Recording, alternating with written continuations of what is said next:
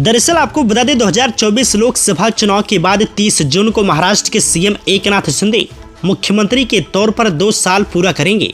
लोकसभा चुनाव से पहले शिंदे के सामने जो बड़ी चुनौतियां थी उनमें से वो बखूबी निपट चुके हैं।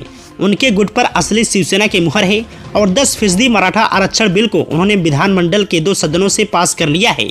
इन सब के बीच सवाल खड़ा हो रहा है कि क्या मुख्यमंत्री एकनाथ शिंदे मराठा आरक्षण की परीक्षा में देवेंद्र फडणवीस से आगे निकल जाएंगे।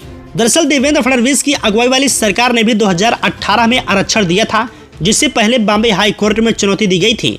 हाई कोर्ट ने आरक्षण को बरकरार रखा था, लेकिन सुप्रीम कोर्ट ने फैसले को पलट दिया था। सीएम एकनाथ शिंदे ने मौजूदा 10% आरक्षण के बरकरार रहने की गारंटी दी है, लेकिन सरकार के इस फैसले को कोर्ट में चुनौती दिए जाने की पूरी संभावना है। इसके पीछे दलील दी जा रही है कि आरक्षण की 50% की मर्यादा बढ़ाने का अधिकार सिर्फ संसद को है। जब तक संसद कानूनी तौर पर यह मर्यादा नहीं बढ़ाती है, तब तक मराठाओं को मिले 10% आरक्षण पर तलवार लटकती रहेगी।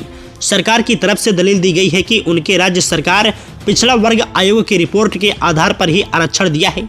अगर सच में मराठाओं को 10% के आरक्षण की कानूनी परीक्षा में सीएम एकनाथ शिंदे पास हो जाते हैं, तो वह निश्चित तौर पर फडणवीस से आगे निकल जाएंगे।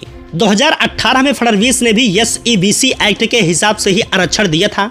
27 जून 2019 को हाई कोर्ट ने आरक्षण को बरकरार रखा था, लेकिन आरक्षण की सीमा 16 से 12% शिक्षा और 13% नौकरियों में कर दिया था। लेकिन सुप्रीम कोर्ट ने सरकार के फैसले यानी मराठा आरक्षण अधिनियम को रद्द करते हुए उसे असंवैधानिक करार दिया था। कानूनी विशेषज्ञों का कहना है कि सरकार ने मराठा समुदाय को जो 10% आरक्षण दिया है, उसे चुनौती दिए जाने पर हाई कोर्ट और सुप्रीम कोर्ट में सही ठहराना पड़ेगा। कमीशन की रिपोर्ट जिसमें मराठाओं को पिछड़ा माना गया है, उस रिपोर्ट की कसौटी की जांच होगी।